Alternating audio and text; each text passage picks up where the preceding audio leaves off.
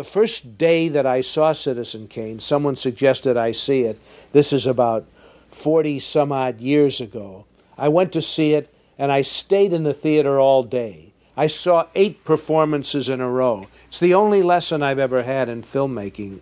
More importantly, it has influenced so many other young people to become filmmakers, because you can see how the power of the filmmaking process can set to work to make a very original creation that could not be done on the stage, in a novel, in a painting, in a photograph, in any other medium. Citizen Kane comes from the intelligence, basically, of one young man who was so gifted, Orson Welles, so gifted and so fortunate in his collaborators, specifically Herman J. Mankiewicz, who co-wrote the screenplay, and Greg Toland, who photographed it. And Welles was so conscious of the contribution of his cameraman that he put his director's credit on the same card as Greg Toland. Greg Toland was a great cinematographer who had never had the opportunity to explore the medium before this 25-year-old first-time director, Orson Welles, came along with this idea of a giant newspaper magnate who goes from a poor boarding house that his mother ran somewhere in Colorado, all through an upper-class education, comes out a kind of a spoiled brat, and winds up a dedicated journalist, a fighter for the rights of the little man. He tries to turn that into a political career, and he becomes corrupted by his own success. And he dies at the end, a lost and lonely man. The one thing he remembers, his dying words, reflect his happiest time as a little boy growing up with his mother. He doesn't remember moments when he's celebrated by the whole world, or sitting on top of the world, or being successful, acquiring all these newspapers. He remembers a moment of pure happiness at his mother's knee, the last time he saw his mother. My God, to reduce the entire story of America at that time to one word that resonates with everybody, it's absolute genius. For the same reason that we still listen to Mozart, we still listen to Beethoven, we still go to see the paintings of Vermeer whenever they're on exhibition. Why? Because in a changing world, some things just get mellower and better, like good wine. Citizen Kane is like a great wine. It just gets mellower and better as we see it in relation to what came after.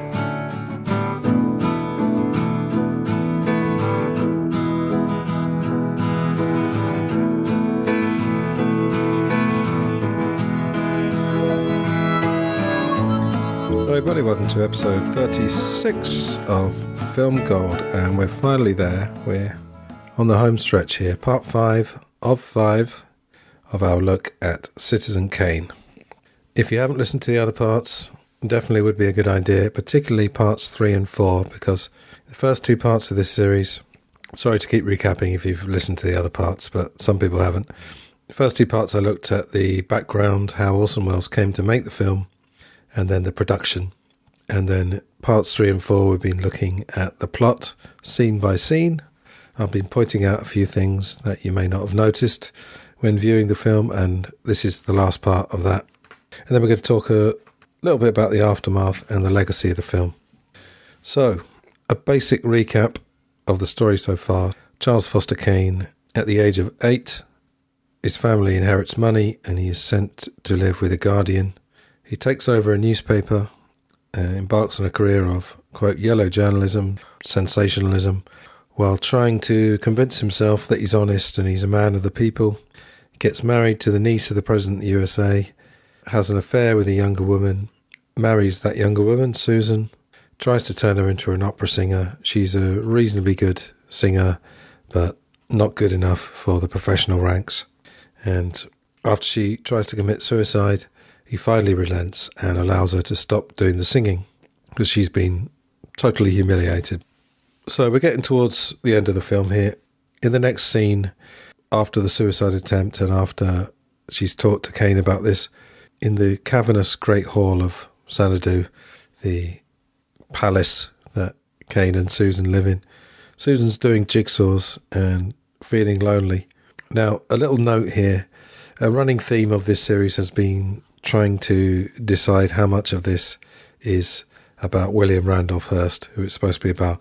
And here's a little nod. Marion Davis, who was Hearst's mistress and long-term partner, I should say. After that, she did jigsaws, and this was known to the co-writer Herman J. Mankiewicz. We get an outside shot of what you can only really describe it as a kind of Gothic castle, really, with this ominous music. And we get the true horror of their situation.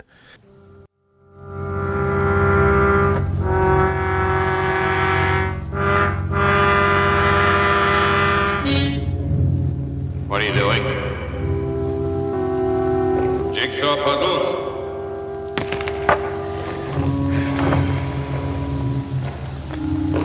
Charlie, what time is it?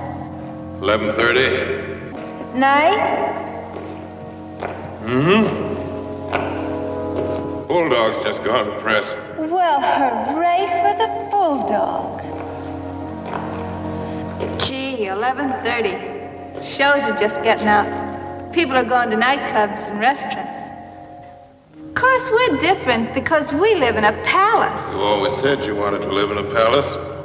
Oh, a person could go crazy in this dump. Nobody to talk to, nobody to have any fun with. Susan. 49,000 acres of nothing but scenery and statues. I'm lonesome. Till just yesterday, we've had no less than 50 of your friends at any one time. I think if you look carefully in the West Wing, Susan, you'll find about a dozen vacationers still in residence. You make a joke out of everything. Charlie, I want to go to New York. I'm tired of being a hostess. I want to have fun.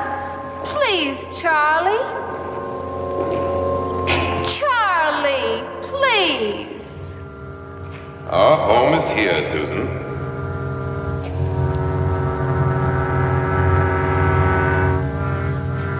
I don't care to visit New York. Kane is now very old. The timeline, as I said earlier, gets a little bit skewed. He's around 50 when he met her, so I suppose he's supposed to be about 70. So have they, I don't know if they've spent 20 years together. Is that realistic? I don't know. Now, interestingly, in the News on the March sequence, way back at the beginning of the film, there was that shot I talked about where Greg Toland, who was a cinematographer, is basically playing the part of a reporter interviewing the older Kane, and when he says there'll be no war. So this is obviously just pre-1939. I originally got the impression that they just lived in Xanadu for years and years without going out, perhaps having people over to the house but not going anywhere to see anybody. But he's obviously was, in the story, still a public figure until maybe the last few years before his death. It's not totally clear when they split up. We'll get to that in a minute. There's an enormous fireplace, and I mentioned in one of the earlier scenes there was an enormous fireplace, and that was apparently life-size. So I guess Kane and Susan in this shot are in miniature, but you really get a good sense of, I mean, how small they are compared to this fireplace and how small they are compared to this house. It's just giving you an idea of how massive this house was. We get another montage, there's lots of montages in this film, of Susan doing jigsaw puzzles, and we're guessing she must be around 40, 45 by now. Some good lines here. She complains their house is 49,000 acres of nothing but scenery and statues. And again, now it might seem a cliche, the rich man in the ivory tower with the empty life, but probably wasn't such a cliche then. Susan says, Oh, sure, you give me things, but that don't mean anything to you. What's the difference between giving me a bracelet or giving somebody else $100,000 for a statue you're going to keep crated up and never even look at? It's just money. It doesn't mean anything. You never really give me anything that belongs to you, that you care about. Susan, I want you to stop this. I talked at the end of part 4 about how it's naive to, in my view, to suggest that it's better to be poor than rich. But you certainly can have an empty life if you're rich, particularly if you haven't got the crucial thing that Kane is always looking for, which is connection with people. And he's trying to fill this hole, which obviously goes back to his childhood. He's very overweight now, and he's starting to shuffle around rather than walk, I would say. Susan's still fairly youthful, but you get the idea that maybe she's aging beyond her years. But, he's starting really to look like her father, and he is 30 years older than her, or even her grandfather. She says, "You never gave me anything in your whole life." You just tried to buy me into giving you something. No, I'm not sure that's entirely fair. I think, as I said earlier, I think he did want to mould her into an opera singer because he thought that's what she wanted. I don't think it was entirely for him. I think that's a bit harsh, but there you go. Now, I guess more years pass. Kane orders Susan and the house guests they've got to go on a picnic. And there's some scene where he says something like, "Oh, you see a lot of people," and she's kind of implies that maybe they're his friends and not hers. So they're surrounded by people, possibly. People coming to the house, probably fawning over him. But maybe they don't have any actual friends. Okay, on Florida Beach Road, there's a caravan of cars travelling to the picnic. In a tent, Susan complains relentlessly about the emptiness of their life. Susan realises that Kane doesn't love her. Well, that's when she delivers the line, "You never gave me anything in your whole life." Kane slaps her. She says, "Don't tell me you're sorry." And Kane, in a moment of honesty, says, "I'm not sorry." There's a famous shot of a cockatoo. I'm sure you've heard of this. It was placed front of screen, but there was a print through. So basically there's a gap in the eye because you're seeing the background. I think that's the kind of thing that just kind of looked good when it's on the screen. And the fact that it's a mistake almost slightly adds to the film's charm, I would say. So Susan then leaves Kane. Kane begs her to stay. You get the feeling that she's weakening a bit, probably does feel a bit sorry for him. But then again, he makes the mistake of saying, "You can't do this to me." Please don't go. Please, Susan. From now on, everything will be exactly the way you want it to be. Not the way I think you want it, but your way. You mustn't go. You can't do this to me. I see. It's you that this is being done to. It's not me at all. Not what it means to me. I can't do this to you. Oh, yes, I can. If you remember earlier, he said, "I don't propose to have myself made ridiculous." So it's all about him. And then we cut back to the present. So we've got Susan at El Rancho. She seems to be getting drunker and drunker as she's talking to Thompson. And she does admit, in fact, that she felt sorry for Charlie. Now we get the entrance of Raymond, who's this quite cynical, opportunist butler, played superbly by Paul Stewart. It's another one, a bit like Agnes Moorehead playing the mother right at the beginning of the film. They don't have to do much. They've just got a sort of presence and a look. And if you believe Michael Caine, that acting's all in the eyes, then you don't always have to have a lot of lines to be very effective. Raymond asked Thompson, the reporter, for $1,000 for the story of Rosebud. Again, think $1,000 in those days, a lot of money. So now we get Raymond's flashback. He recalls when Susan left and the old and arthritic Kane destroyed their bedroom out of frustration. Now, in one of the earlier parts, I said that Kane sometimes works 16 to 18 hours on the film. And remember, he's the star, playing a person at various times of their life, co-writer, director, and producer, as part of this amazing contract that he had with RKO. That seems a long time ago that I was telling you about that. Anyway, and yes, Orson put all his frustration and his stress and his tiredness into this scene where he trashes their bedroom. And he said to somebody, "I really felt it." Remember, this is a man in his mid-20s playing an arthritic old man in his probably late 70s at the end of his life and the end of his tether. And apparently cut and bruised himself several times doing this scene. But again, like the trooper he was, he didn't shout cut. He realised it was good for the film and he probably would never get a take as good as this. And you can actually see him if you watch closely during the scene. He's hiding his hand, which got cut.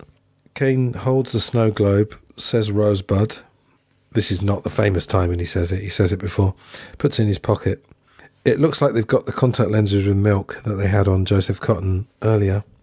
And it's a bit over the top, but it kind of works in the sense that it looks like he's crying and Kane just looks like a completely beaten man by now. And it's interesting, if you have the film available, go back to an earlier scene when he was arriving at the newspaper I know that's more than 50 years ago in the story, but just look at the difference.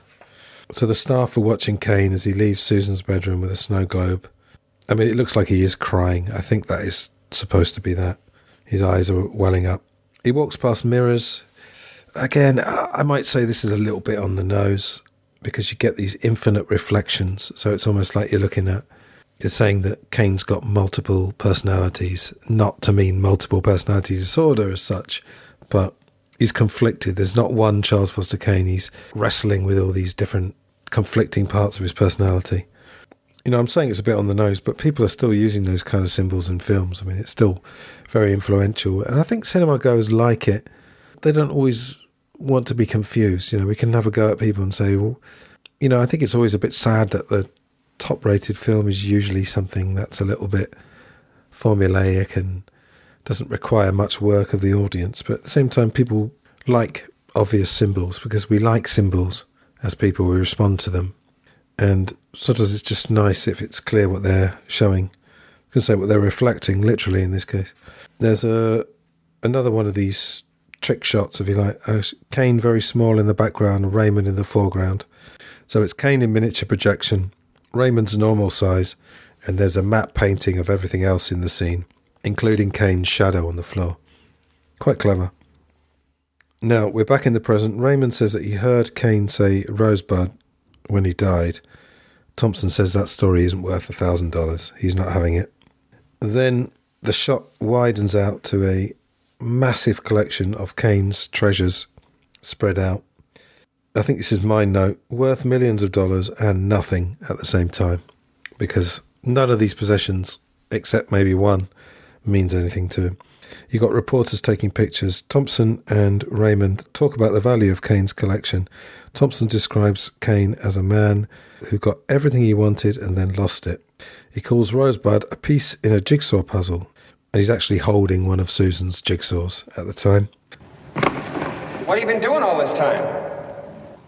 Playing with a jigsaw puzzle? If you could have found out what that Rosebud meant, I bet that would have explained everything. No, I don't think so. Mr. Kane was a man who got everything he wanted and then lost it. Maybe Rosebud was something he couldn't get or something he lost. Anyway, it wouldn't have explained anything. I don't think any word can explain a man's life. No, I guess Rosebud is just a piece in a jigsaw puzzle. A missing piece. So after all that, we think that we won't get to see what Rosebud is. It's the ultimate red herring.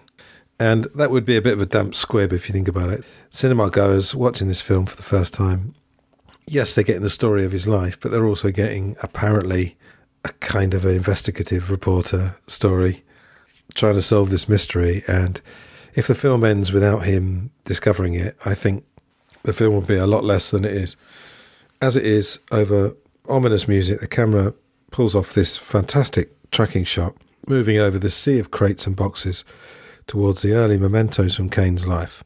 A workman picks up a sled, the one on which the 8-year-old Kane was playing on the day that he was taken from his home in Colorado, throws it on the fire along with other junk / clutter / treasures.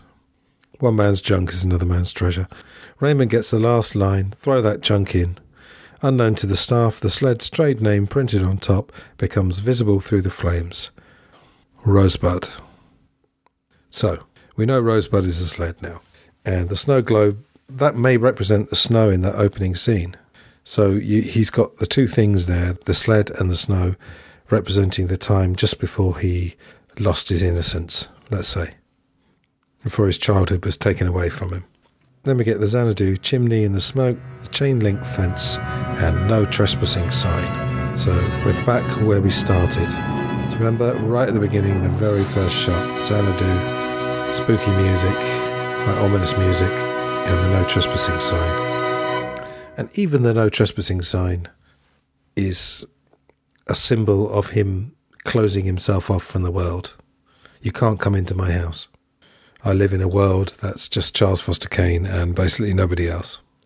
The back where we started, is that some sort of message? Maybe it is. We get the main gate with the K in the foreground, K for Kane, Xanadu in the background with the smoke billowing out of the chimney. And that's the end. Well, not quite. I said right at the beginning when we were looking through the scenes that there were no credits at the beginning of the film, which was quite unusual. Now, what we get at the end is credits with vignettes of the principal actors doing lines that we've already heard from the film, with a very upbeat version of the Kane song. So in order there, Joseph Cottons, Leland, Dorothy Comingore, Susan, Agnes Moorehead, Mother Mary, Ruth Warwick, Emily, Ray Collins, Geddes, Erskine Sanford, who plays Carter, who was the editor of the Inquirer before Kane took over, Everett Sloane as Bernstein, William Alland as Thompson, Paul Stewart as Raymond the Butler, and George Coulouris as Thatcher, who was the guardian of Kane. Interestingly, there's no vignette of Wells as Kane, and he's last in the cast credits. The very last credit of the film, in fact, is Orson Welles for direction, production, and then Greg Toland for photography. You know, a great film requires lots of good people, but I suppose in the end, it's the Wells-Toland relationship that really makes the film more than anything else. Yes, there's the writing. I think the script is very good. I think there's some killer lines. I think from the modern perspective, it might seem a bit too obvious. There's only one person that decides what's good for me, is Charles Foster Kane. But I think the influence of that, the script and the themes, is such that when you watch the film back again, having watched all these other films, it might seem slightly old hat. But as I said right at the beginning, you can talk about this being the greatest film ever, but it's a 1941 film, and it's naive to think that a young person now is going to watch this film and go, oh, I thought Lord of the Rings was the best film ever, but now I've changed my mind. It's just not going to work like that. Now, a quick note on the credits.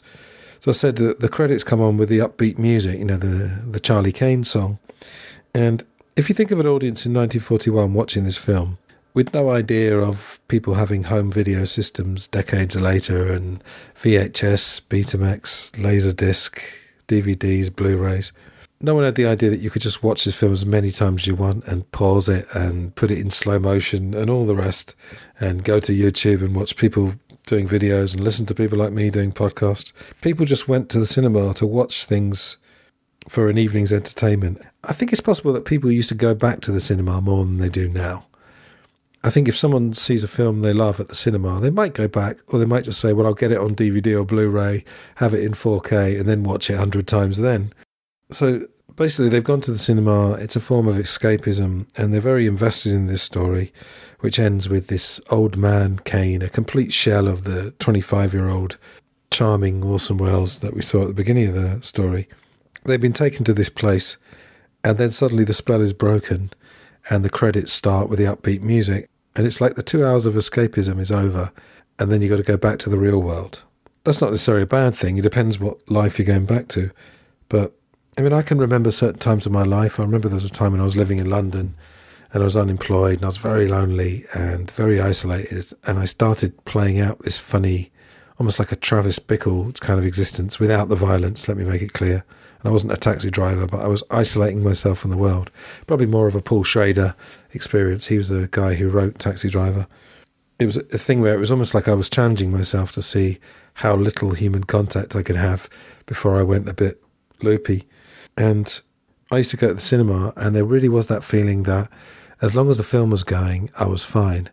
And then when I knew the film was about to end, it was like, oh no, I've got to go back to this life that I'm really not enjoying, and I'm a bit depressed. And so it's interesting that I'm sure a lot of you watch It's a Wonderful Life at Christmas, and that's a similar thing. We go through this massive roller coaster with George Bailey, and then out of nowhere, we get the Buffalo Girls song with the credits. You know, just after this happy ending. So what I'm trying to say there is the credits bring you back to almost like the cheery real world. So you're going back to your life, good or bad, but there's something cheery to send you back, feeling that the life is all great. Because I think, I wouldn't say people were innately more naive in those days, but I think we've got quite sceptical, healthily sceptical, quite cynical about the way that the world is presented to us. So it's quite a different thing watching it now, not just because of the age of the film, but because of the age that we're literally living in. Just thinking back to the political scenes with Kane and Geddes, we had that idea I was saying earlier that people maybe didn't realise how much of a greasy pole politics was. So is this film quite modern? I would say for its time, it is. The techniques it's using, it's a funny thing, isn't it? They're almost modern in that they are giving a nod to the future, but a lot of techniques were taken from films of the past, whether it be German films or Russian films. Again, let me just make a Beatles reference, because I can. If you think of Sgt. Pepper, that seems revolutionary and old-fashioned at the same time. I think there's something to that as well. When you watch Citizen Kane now, it's got that fast-talking quality that we talked about when he first takes over the paper. So it is a film of its time, but it's in some way out of its time. And I'd probably say the same about Orson Welles. I think Ghosty and I don't remember if we said that specifically, but I'm sure we both think that. People like Orson Welles and maybe Brando or John Lennon, maybe they were in the wrong time, or they had a nod to the future. I mean, that's what the kitchen sink genre of British films of mostly the 50s and 60s was. It was people who felt like the world was just staying still. And also with Orson Welles, if we're going to talk about him as some kind of conclusion to this, he famously didn't know, because he had never made a film before, he didn't know what rules had to be adhered to. He didn't know what you couldn't do. That's the crucial thing. But he was an innovator from the start, in theatre and radio. And when we did the podcast about him, we talked about his later life, and it was quite frustrating. But circling back to the beginning, the thing that Ghosty said was that he'd already amassed a body of work that was amazing. It was enough for most people, and he was only 24 when he came to Hollywood. So in conclusion, with Citizen Kane, I think it's an amazing film, and I hope I have gone some way to heightening your enjoyment of this film. If you like it already, if you're already on the path to seeing it as a classic, hopefully I've possibly pushed you over the edge in a good way. It's not an epic film in the way of explosions and heroic action scenes. There's not really any action in the film if you think about it, but it's an epic story. It's more of I might call it a cerebral epic rather than a visceral epic, but I just hope you've enjoyed this, if you listened through the whole of it. We're not quite finished. We're going to talk about the aftermath of the film. So I did talk, I think it was the end of part 2, about the commercial performance of the film, but let's look at the critical reviews. I'm going to give you a mixture here. So positive reviews. The day following the premiere of Citizen Kane, the New York Times critic Bosley Crowther, quite a famous critic, wrote that, quote, "It comes close to being the most sensational film ever made in Hollywood. Count on Mr. Welles, he doesn't do things by halves. Upon the screen he discovered an area large enough for his expansive whims to have free play, and the consequence is that he has made a picture of tremendous and overpowering scope, not in physical extent so much as in its rapid and graphic rotation of thoughts. Mr. Welles has put upon the screen a motion picture that really moves." The Washington Post called it one of the most important films in the history of filmmaking. The Washington Evening Star said Welles was a genius, that's a word that haunted him, who created a superbly dramatic biography of another genius and a picture that is revolutionary. New York Daily News critic Kate Cameron called it one of the most interesting and technically superior films as ever come out of a Hollywood studio. Now here's a mixed review. Edwin Shallot of the Los Angeles Times said it was brilliant and skillful at times, but had an ending that rather fizzled. The Chicago Tribune called the film interesting and different, but, quote, "its sacrifice of simplicity to eccentricity robs it of distinction and general entertainment value." So it might have tapped into something there in that, as I said earlier, perhaps the film is more of a great achievement than a great film. Just an idea there. Now, negative review. Eileen Creelman of the New York Sun called it a cold picture, unemotional, a puzzle rather than a drama. In his 1941 review for Sur, S-U-R, that's an Argentinian literary magazine, Jorge Luis Borges famously called the film a labyrinth with no centre, and predicted that its legacy would be a film, quote, "whose historical value is undeniable, but which no one cares to see again." Now, maybe in the sense that it's quite depressing, they might not want to see it again, but certainly from a technical point of view, it really benefits from multiple views. I mentioned earlier that Stanley Kubrick had been very much influenced by Welles, and presumably by this film among the other films that Welles made. And I think the idea of a cold film is something that is labelled with Stanley Kubrick, that there's not any real emotion. It's almost too realistic in a way, sort of mechanical in some funny way. I could see that someone could watch this film and really have no sympathy for Kane. I think I do, but I have sympathy for Orson Welles, and I think that's the thing I'm thinking more and more. It's about Hearst, but it's also about Welles. Regarding Oscars, at the 14th Academy Awards, amazing to think there'd only been 13 before this. It got 9 nominations, including Welles in 3 categories: Toland, cinematography; Robert Wise, editing; Bernard Herrmann, the music, sound and music, but only one for Welles and Mankiewicz's original screenplay. John Ford's How Green Was My Valley won Best Picture and Director. Gary Cooper won Best Actor for Sergeant York, which also won Best Editing. And Bernard Herrmann, It Wasn't All Bad, lost to his own score for a film called All That Money Can Buy. There were apparently some boos whenever the film was named. It was in the 1960s that the film started to appear on Best Of lists. In 1999, it won the Village Voice Film Poll for Best Film of the Century. It topped AFI's 100 Years, 100 Movies lists in 1998 and 2007. Second and third were Casablanca and The Godfather in 1998, and then the same 2 films, but with the reverse order there. So the same top 3, but slightly different order. If you want to know what happened to Welles after this, I will direct you back to our deep dive, episodes 29 to 31. Now, Orson used to tell a story, again probably exaggerated, but who cares, that people would often come up to him and ask him what he did after Citizen Kane, as if he didn't exist after that. But to end this on a happy note, Orson said that he didn't regret making Kane because it was the one chance he got to have full control and express his vision. And just one more time to tell you, he was actor, director, co-writer and producer. The second film in this amazing deal he got was Magnificent Ambersons, but he didn't actually act in. But he also wasn't given final cut in the end either. So this contract wasn't honoured in the end. As I always say when I'm talking about the Beatles, if you're talking about something messy like their breakup and all the business hassles they had over the years, in the end, you can just forget all the messiness by just putting all the records. All the bullshit goes out the window. And it's the same with this. If you watch Citizen Kane, yeah, the background to it is interesting, but if you just take it on its merits, I think, you can get a lot out of it, as many times as you care to as well. Now we've got this luxury of home video and streaming services, etc.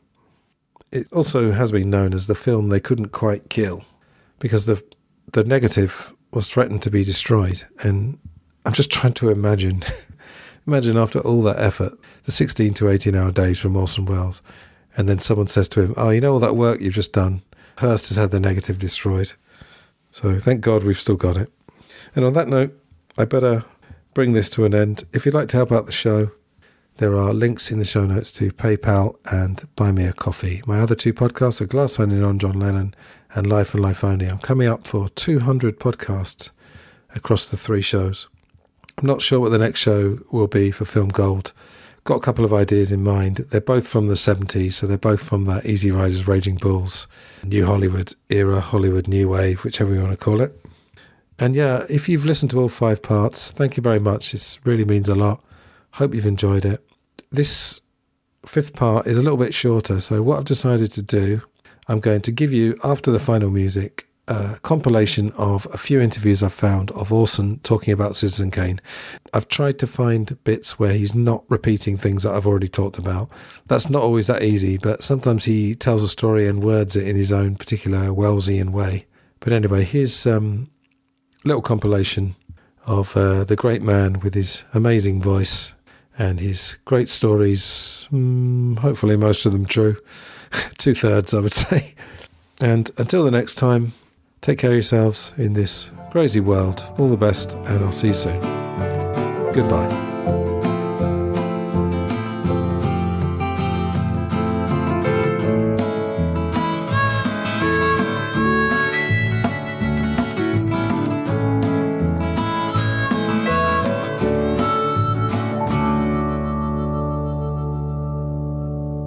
When you read about Citizen Kane, a lot of the things you read suggests that it was a very big social document, a massive attack on big American institutions of the day. Now, I've always seen it rather as a story, to be honest. Naturally, any story has got its implications, but I've seen it as a story. I'd like to know what your intentions were. Did you mean it as a social document or as a story?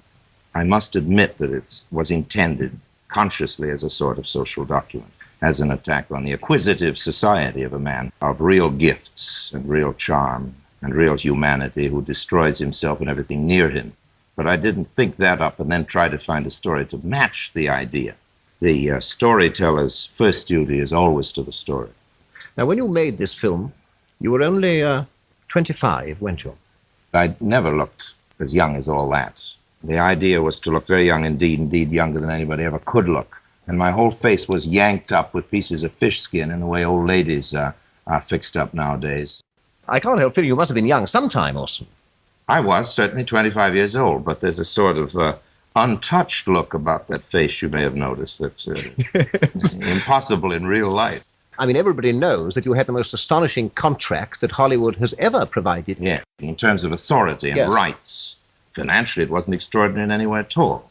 It was extraordinary in the control it gave me over my own material. You had total control. Total control, so much so that the rushes, which are the pieces of film that are shown at the end of the day's work, as I'm sure you understand, and are always checked by everybody in the studio, department heads and the bankers and distributors and everything, long before there's a rough cut. According to the terms of my contract, the rushes couldn't be seen by anyone.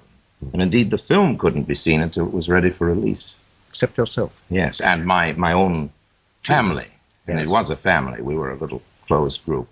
Now, what I'd like to know is, seeing that you'd never in all your life ever made a film before Kane, and had never, so far as I'm aware, been in a studio before Kane, quite apart from how you landed this contract, which was a result of enormous notoriety at the time and other gifts, what I'd like to know is how did I must interrupt you. I got that good a contract because I didn't really want to make a film. And you know, when you don't really want to go out to Hollywood, or at least this was true in the old days, or the golden days of Hollywood, when you honestly didn't want to go, then the deals got better and better. In my case, I didn't want money. I wanted authority. So I asked the impossible, hoping to be left alone. And at the end of a year's negotiations, I got it. Simply because there was no real vocation there. My love for films began only when we started work. What I'd like to know is, where did you get the confidence from to make a film with such... Ignorance, sheer ignorance. You know, there's no confidence to equal it. It's only when you know something about a profession, I think, that you're timid or careful. I thought you could do anything with a camera that the eye could do or the imagination could do. And if you come up from the bottom in the film business, you're taught all the things that the cameraman doesn't want to attempt for fear he will be criticized for having failed. And in this case, I had a cameraman who didn't care if he was criticized if he failed, and I didn't know that there were things you couldn't do. So anything I could think up in my dreams, I attempted to photograph. You got away with enormous technical advances, didn't you? Simply by not knowing that they were impossible. In Kane, there were these technical advances which everybody's talked about until they're blue in the face. And they, I think, if you see Kane again today, I mean, you see the ceilings are now in the shots, the lighting of Kane is now in all kinds of films. They've been digested. A thing I noticed when I saw them the other day, before talking to you today, which I don't think has been digested at all, is the notion of making a film with a team of actors who've been brought from one theatre. It's very interesting you should say that, because nobody's ever pointed it out, as far as I know. The entire cast were a team from a theatre. We'd worked together for years. There was nobody who didn't belong to it except the second girl and the wife, but I mean the body of the people were. And all of them were new to films. Nobody had ever been in front of a camera before, in the entire picture. No, so I believe not one soul. And that was deliberate. That gives a kind of style, automatic style to anything, just as a theatre in which players live and work together for a certain length of time begins to make its effect. I don't recollect ever seeing a film, except Kane and the Ambersons. It's never happened because nobody's ever had such a contract. Just as I could never make Kane again until I got such a contract. Nobody else will make that sort of picture under those ideal circumstances until another man will give a studio and its facilities to an artist to make the film he wants to make. When eventually Kane was made, it was an enormous success, as all the world knows. It's gone on being a success, and it's a long time ago now. Have you ever regretted that so great a success came so early? Well, I've regretted early successes in many fields, but I don't regret that in Kane because it was the only chance I ever had of that kind. I'm glad I had it at any time in my life. I wish I had it more often. There's a certain kind of filmmaker who really wants to make the film entirely on his own. And that sort of fellow is the sworn enemy of the system. And the system is at great pains to denigrate such a person. What do you think of Hollywood, Orson? I'm not at all against Hollywood.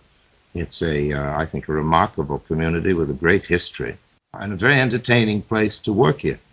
The obvious things against it are so obvious, there's really no need to list them over again. Anything you can say about Hollywood is true, good and bad. There's no extreme statement that doesn't apply.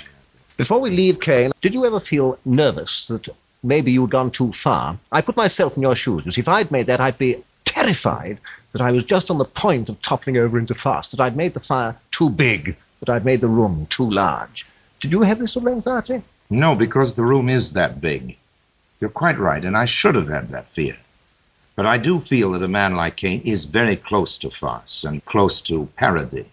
And that's why I tried every sort of thing, from sentimental tricks to an attempt at genuine humanity, to keep him always counterbalanced. But of course, anybody who could build a place of that kind, is very close to low comedy.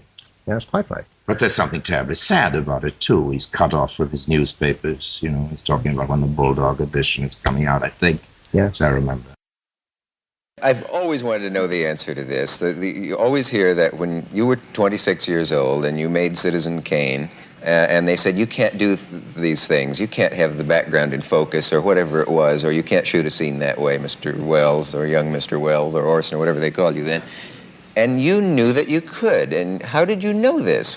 Because I didn't know any better, and you're sure it's got to be you're good and you're great. It's ignorance. There's no authority in the world like it. But there's got to be something more than that technically. I mean, how did you know that... You know technically that the whole bag of movies can be learned in about a day and a half. I kid you not. Now, how does it work? How do you do it? You get a guy who knows how to... And ask him, and that's the end of it. It isn't much harder than taking home movies. It's just about 3 points harder. And all these guys who do it try to make a big mystery of it because that's their living. And I have the right to say it because I had in my first picture in Kane the greatest cameraman who ever lived, who was Greg Toland. And he came to my office and said, I want to work in your picture. My name is Toland. And I said, why do you, Mr. Toland? He said, because you've never made a picture. And you don't know what cannot be done. Gee. And so I said, but I really don't. Can you tell me? He says, there's nothing to it. And he gave me the day and a half lessons. And he was right. Showed you how the camera worked. That's right. And, so we had the day and a half, and there it was. But the only thing was, I'd been directing in the theater for years, and nowadays they have lighting people. We did then, and I had some of the greatest lighting people, in fact, in the theater, but many of the shows I lit myself, and I was supervised it. And I thought a director did that in a movie.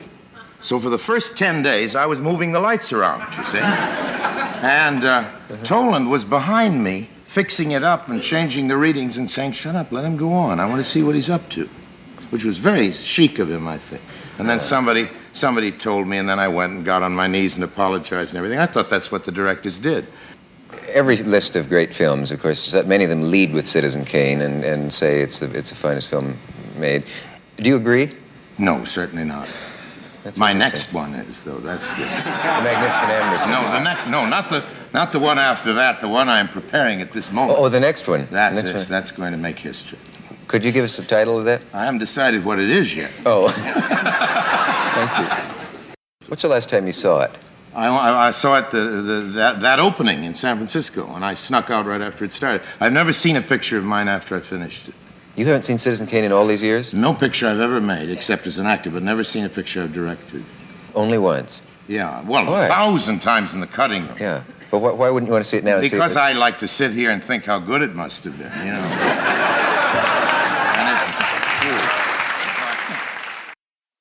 You know how I got Citizen Kane approved by the, what was it called then, the Hayes office? I'm telling this story for a reason. Louis B. Mayer and several other movie moguls were about to buy the film and burn it before it was released. It was only sheer luck that didn't happen.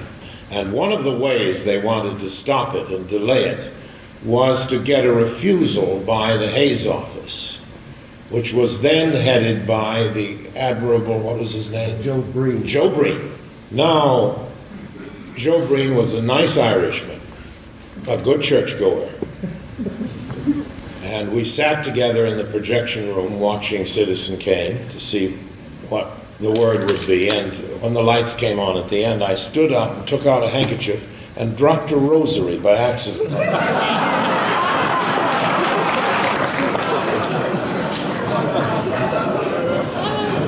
I don't think we would have had the picture released if there hadn't been that little set of beads. Well, I was always called, when I was young, as the self-styled genius. All I heard about was the self-styled genius. So that's what I took seriously, that I was styling myself a genius. And, anybody can do that. My first picture would never have been made, never in a million years, if the producer had lived in Hollywood, had any knowledge of Hollywood. It was a total accident, total piece of luck, like winning $600,000 from a quarter in a jackpot. And it couldn't go on, and I knew that. Because they took my next picture away from me and butchered the end of it, I was going to show them that they were wrong. And I have spent the rest of my life showing people, trying to prove that what is said is wrong. And that's been an enormous waste of spirit and of energy. That's a mistake that will be corrected one of these days.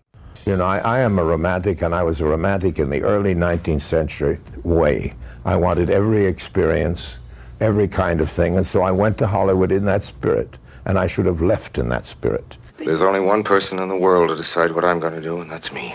I don't believe there is any wisdom in compromise, unless you're a politician.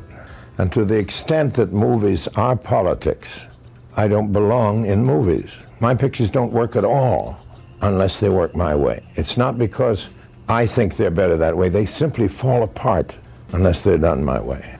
So it isn't nobility. It's self-protection. You're right, Mr. Thatcher. I did lose $1 million last year. I expect to lose $1 million this year. I expect to lose $1 million next year. Mr. Thatcher, at the rate of $1 million a year, I'll have to close this place in 60 years. Ask anybody of my age what they feel about themselves when they're young. I think you'll get a very waffly answer. I think of myself as having been an awfully nice fellow then. And I may have blacked out, whole sections of dreadful behavior, but I've genuinely blocked them out. I don't remember them. I just see myself as angelically moving from one show to another. I think I did pretty well under the circumstances. I've had a wonderful, fascinating life. I can't complain. I am the luckiest person I know, and I'd rather be remembered as a good guy than as a difficult genius.